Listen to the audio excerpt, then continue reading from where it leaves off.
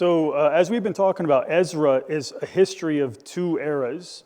You really have the first half of the book, which is about rebuilding the second, or building the second temple. You might remember that the Persians let all the people go back and rebuild. All the peoples. Who asked me that? What are peoples? Tucker asked me that last week. He said, "What are peoples?" And I said, that's just kind of like a biblical way of saying groups, various groups of people, the nations. Well, anyway, the Persians let all these different people go back home and rebuild. And so the Jews go back to Jerusalem and they rebuild the temple and they face opposition, but eventually they complete the temple. That's the first half of Ezra. The second half of Ezra is over 50 years later, and it's the year 458. I don't have a slide for that, but there's an entirely different group of people facing an entirely different problem. And we have the hero of the second part of our book. Well, I'm calling the hero, the main character, the protagonist. That's Ezra. This is where he shows up. He's a scholar. He's a priest. He's skilled in the law of Moses.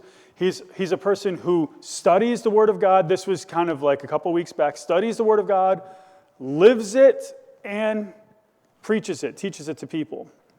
He's a perfect guy to be a spiritual leader. And the king of Persia respects him as a teacher and as a man of God. And he allows Ezra to take a group of people back to Jerusalem. And we kind of see about that a little bit today. The king pays for all this, for offerings and all this other stuff. And what we saw was that it takes 4 months for them to get from Babylon to Jerusalem. But God has been faithful, and the people were extremely, and Ezra in particular was extremely thankful. Today we zoom in on that trip. So it's almost like we've heard about this trip. We saw that it took 4 months, and now we're chapter 8 is really just kind of getting a glimpse of what that was like. Ezra gathers up 1,500 men. That is not including the women and the children. And he starts the journey to Jerusalem. Now, I'm starting in verse 15 tonight. Originally, we were going to read through verses 1 through 14. It's a list of people. It's the number of people. Then I thought, is it really something that's necessary for the sermon?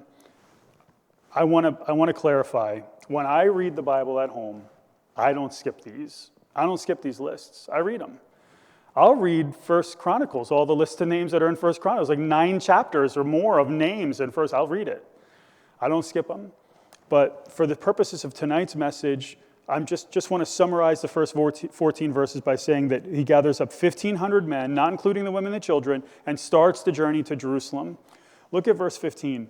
Now I assembled them at the river that runs to Ahava, where we camped for 3 days. And when I observed the people and the priests, I did not find any Levites there. Now, I thought you might, and I don't think you're going to really see it so well. I don't think it's big enough for you to see it. But I put an arrow to the city of Ahava. Now, we don't know exactly where the place is. This atlas puts it about 5 miles northwest of Babylon. Babylon is where like the bottom of the orange line is. So what happens is, they start their trip towards Jerusalem. They get to this town, Ahava, and Ezra starts taking account of the people that are with him, and he realizes one important truth, that there are no Levites. There are no Levites. And he's planning to bring a group of people priests and Levites, people who would serve in the temple. Levites are important for the temple service. And to leave without Levites is a problem. So this is a group of people who have decided to pick up their lives and go months away and travel, 900 miles away and travel, and they don't have any Levites. So Ezra needs to bring Levites who would serve in the temple, and we see that in verses 16 and 17. Again, we've already seen the trip, just in summary. Now we're zooming in on this a little bit. So I sent for Eliezer, Ariel, Shemaiah, Elnathan, Jerib, Elnathan, Nathan, Zechariah, and Meshullam, leading men and for Joiarib and Elnathan, teachers. I don't know about you, but this seems like a pretty popular name. Kind of comes up a few times. It's like Steve is a popular name. Steve's a really good name. I mentioned I was at Popeyes yesterday. There were 4 orders for Steve at Popeyes while I was there, and I was 2 of those orders, but nevertheless. I sent them to Iddo, the leading man at the place Cassiphia, and I told them what to say to Iddo and to his brothers, the temple servants at the place Cassiphia, that is, to bring ministers to us for the house of our God. So Ezra gathers these men who would be leaders that we see in verses 16 and 17. He sends them to a nearby town, and this is kind of another place that we don't really know 100% for sure where it is. On our atlas, it would be here. It would be down here, a few miles, about 5 miles or so south of Babylon, 5-6 miles south. Well, anyway, within a couple of days, they send this message: we need Levites. We're traveling to Jerusalem. We're going to take a 900-mile, 4-month trip to Jerusalem. We're going to pick up our lives and move to Jerusalem, and we need people to serve in the house of the Lord. And within a couple of days, by the way, what would you do? What would you do? Yeah, someone comes, we need people to serve the Lord, and we need you to pick up all your stuff and pack up all your stuff and come with us. I think most people would be like, I kind of like where I'm at. I kind of like things the way they are. That's a lot. That's a big ask. But here you have all these people. You have a group of Levites who decide to pick up their lives and with a couple of days' notice and move for the purpose of serving the Lord. Look at verses 18 through 20. According to the good hand of our God upon us, they brought us a man of insight of the sons of Melai, the son of Levi, the son of Israel, namely Sherebiah and his sons and brothers, 18 men, and Hashabiah and Jeshaiah of the sons of Merari with his brothers and their sons, 20 men, and 220 of the temple servants whom David and the princes had given for the service of the Levites, all of them designated by name.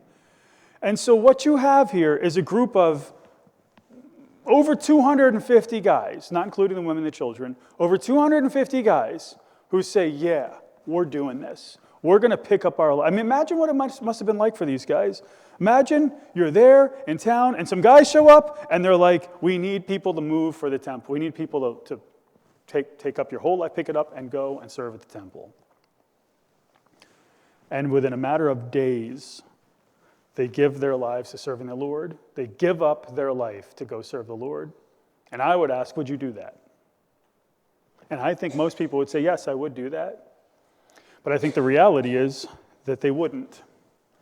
I think most people would say they would, but the reality is that few actually would.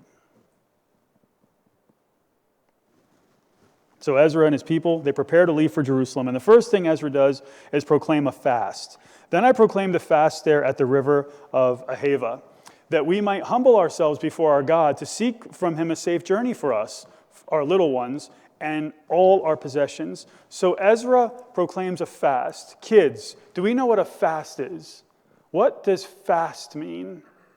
Go ahead, Tucker. A long period of time without food. Good. A long period of time without, a period of time without food. I thought you might say running really quickly, and that would have been right too in a different context. That's not what he's proclaiming. He's proclaiming a public fast where they aren't going to eat. And we don't know how long the fast lasts. It's not super, super long, but we see two purposes here, and it's kind of clear that we have two purposes. The language of the passage makes that clear. That we might humble ourselves before our God to seek from him a sign, to seek from him a safe journey for us, for our little ones, and for all our possessions. So we see this humility, and we see the seeking of the safe journey. And so these people fast and they pray because the trip's going to be dangerous. I mean, they're bringing their families. They're bringing a lot of money. We saw earlier, they're bringing a lot of money. And we're going to see a little more about some of the money they're bringing. And there could be bandits and thieves along the way. And so they need to pray for a safe trip. Notice why the prayer is so important in verse 22. For I was ashamed, Ezra was ashamed to request from the king troops and horsemen to protect us from the enemy on the way, because we had said to the king, the hand of our God is favorably disposed to all those who seek him, but his power and his anger are against all those who forsake him. And so Ezra is a spiritual leader. He's a man of God, and here he is telling the king about God and how great God is. And God will protect those who serve him. God is going to bless those who serve him. But can we get an army just in case that doesn't happen? You know what I mean? It's like he's not really in the best position to ask for an armed. He's embarrassed. He's ashamed is the language. There is danger. There is real danger. But the asking for an escort could be misunderstood by the lost king who has heard certain messages that are true about God, but that he might not understand. So Ezra doesn't ask. Ezra's embarrassed to ask for an armed escort. God will protect us, but send us an army just in case he doesn't. It's not a great look. So his words kind of demand that he not ask for an escort. He's not comfortable doing that. Now, Nehemiah was in a different context, and Nehemiah, as a governor and as the cupbearer and that type of stuff, Nehemiah does ask for an escort. It doesn't make it wrong to ask for a military escort, but Ezra, given what he said to the king, given the king's understanding at this point, he doesn't feel comfortable asking for an army. So anyway, the people fast and they pray, and God listens in verse 23. So we fasted and sought our God concerning this matter, and he listened to our entreaty. Now, what is this? Kids, do we know what an entreaty is? What is an entreaty? We go 2 for 2?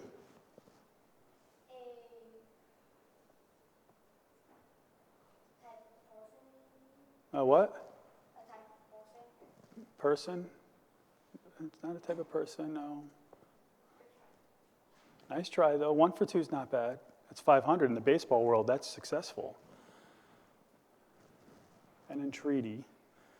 Look at the verse. So we fasted and sought our God concerning this matter, and he listened to our entreaty. What do we think?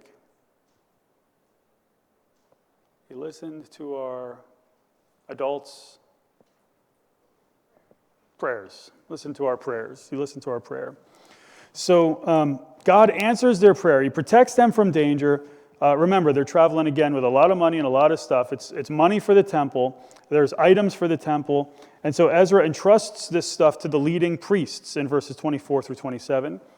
Then I set apart 12 of the leading priests, Sherebiah, Hashabiah, and with them 10 of their brothers. So there are these 12 leading priests. And I weighed out to them the silver, the gold and the utensils, the offering for the house of our God, which the king and his counselors and his princes and all Israel present there had offered. Thus I weighed into their hands, check this out, thus I weighed into their hands 650 talents of silver, we'll talk about this in a second, and silver utensils worth 100 talents, and 100 gold talents, and 20 gold bowls worth 1,000 derricks, and 2 utensils of fine, shiny, good old shiny bronze. It's not dull bronze, it's shiny bronze, precious as gold. So you have these 12 priests and apparently also 12 Levites based on verses 8 through 18, and also looking at verse 24. But this is serious money that they entrusted these guys. This 650 talents, okay, it's about 10, okay, based on Lagos weights and measurements, based on, it's hard to compare ancient money to modern money. It's hard to get a 1-for-1. They do the best they can. some of these numbers seem wild, but when you look at them from a national standpoint, they don't seem so bad. It's suggested here that this is about $10 million in today's economy from the king that he's sending to. Now, it's really not that terrible when you figure all the money we put into LGBTQ programs in Uganda. You know what I mean? Like if you think about what USAID put into, what was it? There was a transgender play in Germany or something like that we put $1 billion into or something. I don't know what it was. Some ridiculous. Remember the list? Remember the list that Elon Musk came out with and all the money that we were sending to foreign aid for stuff that was completely ridiculous? Anyone remember that? That was just a few months ago. So when you think of that 10 million, it doesn't seem that terrible. It's high, but it's not what we spend on transgenderism in America, that's for sure. The silver utensils worth 100 talents are said to be about 1.5, the silver utensils are about 1.5 million. The 100 gold talents they're said to be about 125 million. It sounds like USAID, except for good purposes. The 1,000 gold, the 1,000 derricks, about 360,000. In all, you're probably talking about what would potentially perhaps be about $135 million in today's market. That's a suggestion. Maybe that's the case. This is what I know. I know it's a lot of money. I know that this is a lot of money. I know they're not listing out, hey, listen, guys, they entrusted to us like $2,000. There's a lot of money that's going on here. This is based on Lagos fact book. But anyway, Ezra hands the money over to faithful men, and he charges them to guard the money until they reach Jerusalem. So we're talking something like, imagine you're traveling without an armed guard with over 100 million in today's economy. That would.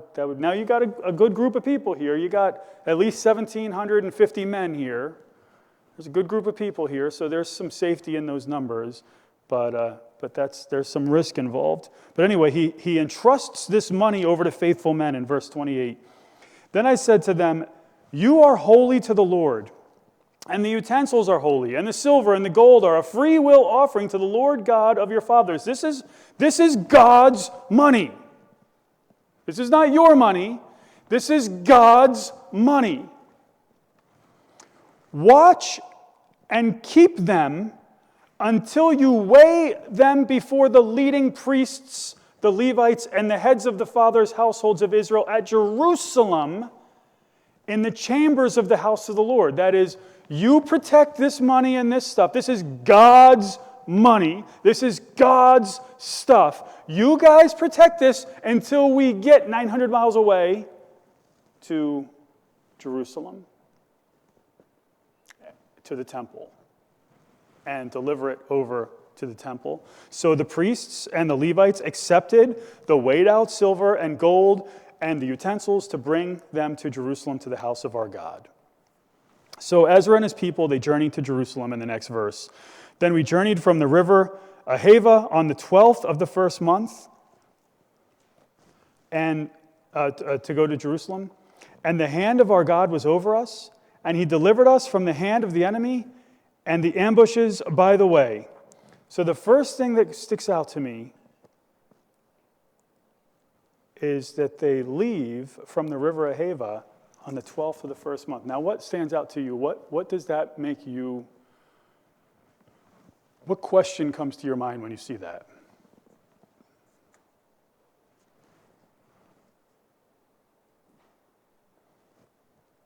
Do we remember anything about the trip that we saw previously? Sometime in the last week or two? Does anyone remember when they left out? We did some math on this. Anyone remember the math we did? They left out on the what? The first day of the first month, and they arrived on the first day of the fifth month. And we said that 5 minus 1 equals 4. Joe didn't know the answer to that, but he did remember the other stuff, so that's good at least. You have to work on your math. So the first day of the first month, But here it's saying the 12th day of the first month. Now, you know what a liberal would say? A liberal would say that's a contradiction. They would say, well, one chapter says they left out on the first day, and then the next chapter says they left out on the 12th day. Which is it? Is it the first day or the 12th day? There's contradiction in the Bible. That's what they would say. That's what like Bill Nye the science guy would say. Or who's the science guy that's Neil deGrasse Tyson. You knew exactly what I was thinking. You don't know what 5 minus 1 is, but you know exactly who I'm thinking about. So you have, these guys would say there's contradiction. They'd cry foul in the Bible. This is what happens. So they leave out from Babylon on the first day of the first month. They get over to Ahava, and they realize there's no Levites. So they go and they approach a guy to go gather up Levites, which we saw earlier in the passage. Those Levites, in less than 12 days' time, are in Ahava ready to leave. They leave from Ahava on the 12th day. So that means that within a couple of days' time, maybe at worst, maybe 11 days, at worst, maybe 11 days, these 250 men and their families decide to pick up and go serve the Lord, pick up their entire lives and go serve the Lord in a faraway place that they've never been to before, most likely, to serve the Lord. That's what happens. And they leave out from Ahava on the 12th day. That's it. That's all that happens. There's not some big crazy thing that's going on here. I know the liberals will try to tell you otherwise. No. They left out from Babylon on the first day. They got to Ahava. They had to stay there until they got Levites, and then they got the Levites, and on the 12th day they left out from Ahava. It would be like saying, hey, it took me 4 days to, how long does it take to get to southern Florida by car? Or southern California, like 4 days? 5 days? 3? Wow. I don't think it would take me 3 days. I think it would take me like 4 days. Let's say 4 or 5. Let's say 4 days. It would be like saying, it would take me 4 days to get to Southern California. I left out January 1. And I left out February 1st from Iowa. I don't know. Wait, I got that whole thing wrong. You know what I mean? A whole day later. If I left January 1 from here, January 2nd, I left out from Iowa. Well, yeah, you're going to leave out later from Iowa. You're going to, so they leave out from Babylon. They gather this group of Levites, and then on the 12th day, they leave out from Ahava. This is not a contradiction in any way whatsoever. But what we do also know is that after 4 months, they arrive in Jerusalem. Thus, we came to Jerusalem and remained there 3 days. So they leave out on the first day of the first month. On the 12th day of the first month, they leave out from Ahava. It takes 4 months total from the time they leave Babylon because they've left home. It doesn't matter that they're only a handful of miles away. They've already taken up their stuff. They've already left home. For us, it would be like, if they can travel, if they're traveling what we figured out to be about 10 miles a day, that would be like us traveling a half a day away and having to just press pause until the rest of our group joined us. That's what it would be like. Remember, they can't just get into their cars and easily travel 5 months. Their families, all their stuff. So they travel maybe a half a day or more to a stop and realize, okay, they're not going to travel that half a day back. They just stayed there and waited for the rest of the people to come. They've already made the decision to leave. They're not turning back. Well, anyway, they take this 900-mile trip through the Fertile Crescent. They arrive in Jerusalem, and they deliver the items to the temple in verses 33 and 34. And on the 4th day, remember they arrived on the first day of the 5th month, and they're there for 3 days. And on the 4th day of the 5th month, the silver and the gold and the utensils were weighed out in the house of our God into the hand of Meremoth, the son of Uriah the priest. And with him was Eleazar, the son of Phinehas. And with them were the Levites, Jozabad, the son of Jeshua, and Noadiah, the son of Binnui. Everything was numbered and weighed, and all the weight was recorded at that time.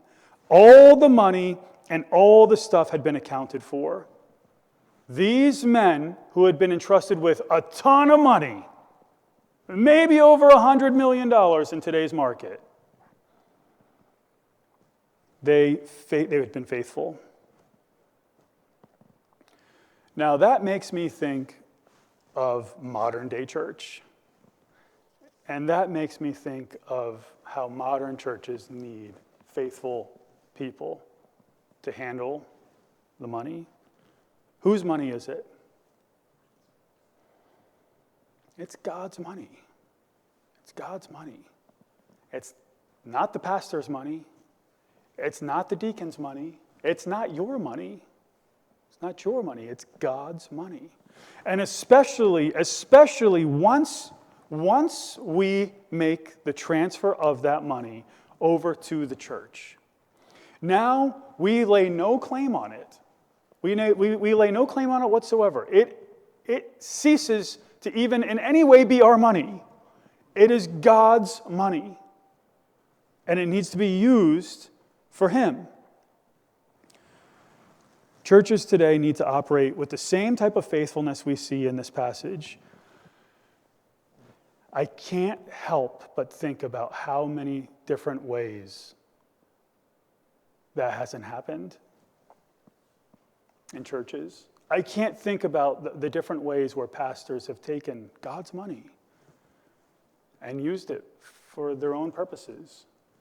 It reminds me of one church where the pastor doesn't have enough money to pay his bills, doesn't have enough money to pay his college bills, kids' college bills. So what does he do? He uses the church credit card to pay the kid's college bill. And his intention is, I'm going to pay that back. I'm going to pay this money back. It was not his money. It wasn't his money. It was God's money. So he took God's money to pay the kid's college bill, and then guess what? He couldn't pay it back. And he got caught. And it resulted in something like a church split. And the way we look at this is, when you do something like that, it's like stealing God's money and using it for your own purposes. And that's not a good thing. That's not a good thing. You need people who are faithful in handling God's money. Bad things come of stuff like that. Listen, there are a million stories like that. There are stories like that in probably almost every town. And really, almost any pastor can do it. I have a church credit card. And by the way, every once in a while, Tim Metcalf, he has a church credit card, and someone else. Paul, you have a church credit card, and my wife. Every once in a while, Paul, you reconcile the books. Every once in a while, I used it accidentally. It was like, usually it's Amazon. So I'll switch the automatic payment over for like a book. I'll buy books, and then I forget to switch it back or whatever else, and then like the subscription fee comes up or something like that, right? And then I'm like, okay, let's get this taken care of. But somebody who's not trustworthy, and I know you've done the same thing. You've used the wrong card. You pulled that card out of your wallet, and my wife pulled the card out of the wallet and used the wrong card. Okay, that happens. And what do we do? What do we do when that happens? What do? You reconcile it. You either write a check to, what I usually do is I say, take it out of my pay. It was an accident. I don't even know how this happened. It hasn't really happened so much, apart from the yearly subscription charge they charge. Every once in a while, that gets me. But you've done it, or you haven't done that in a long time. Early on, I'm like, Roxanne, you can't do this. Like, you got to use the right card. So there are things like that can happen, but that's different than intentionally using God's money for evil. And by the way, we show grace. The church showed grace. The deacons showed grace to my wife when she accidentally used the wrong card, because we have a Discover and then we have a church Discover, and they kind of look the same, and sometimes you just pull the wrong one out. And we showed grace to Mr. Metcalf. You take care of it right away. It's an honest mistake. It's not a loss. But a guy could take that card and use God's money for whatever he wants and rack up a bill. Now here, you're going to find out fast. Paul's going to know within a month, Right? You're going to know as soon as the first bill comes in, you're going to know what happened. But we need faithfulness when it comes to, imagine we have a setup where, Paul, you're out of the loop. And now I use that credit card for whatever, and I don't tell anybody. That happens in churches. That happens. Or worse yet, the pastor's the guy who knows all the stuff about the money and counts the money and keeps some of the money. That happens. Or deacons will keep some of the money. So we have a system here set up where that type of stuff, it's really difficult for that type of thing to happen here. It's not impossible. It could happen anywhere. But people are going to know about it, and they're going to know about it fast. Like when there's counting, there's always multiple people in there. There's always a steady accounting that takes place in the books. We put the stuff out for everyone to see. So, you need to be faithful with God's money. It is His money. It's not ours. And it's not yours. And especially once you transfer that over, it is God's money. It's one of the reasons why we don't just hand it out like candy to people who call and ask for it. So they could be using drugs. They could be using alcohol. They can't pay their bills, and then they want the church to pay the bill. Well, guess what we're doing then? We're taking God's money, and we're kind of paying for your alcohol and your drugs and your cigarettes. So we don't do that. We don't do that. If a person smokes, or if a person drinks, or if a person uses drugs, we don't give them anything. We will not give God's money to pay even secondhand for stuff like that. We don't do it. Ezra and his men were faithful here, and they carried this enormous amount of money and gave the money to the temple authorities, and they make offerings. The exiles who had come from the captivity offered burnt offerings to the God of Israel, 12 bulls for all Israel, 96 rams, 77 lambs, 12 male goats for a sin offering, all as a burnt offering to the Lord. Then they delivered the king's edicts, that is the king's command, the king's decrees, what he said should happen. Then they delivered the king's edicts to the king's satraps and to the governors in the provinces beyond the river, and they supported the people and the house of God. And so you have faithfulness with God's money, with God's stuff. You have faithfulness with information. The information from the king is faithfully handed over. By the way, CNN and MSNBC, are they faithful with information? You know what they're telling people right now?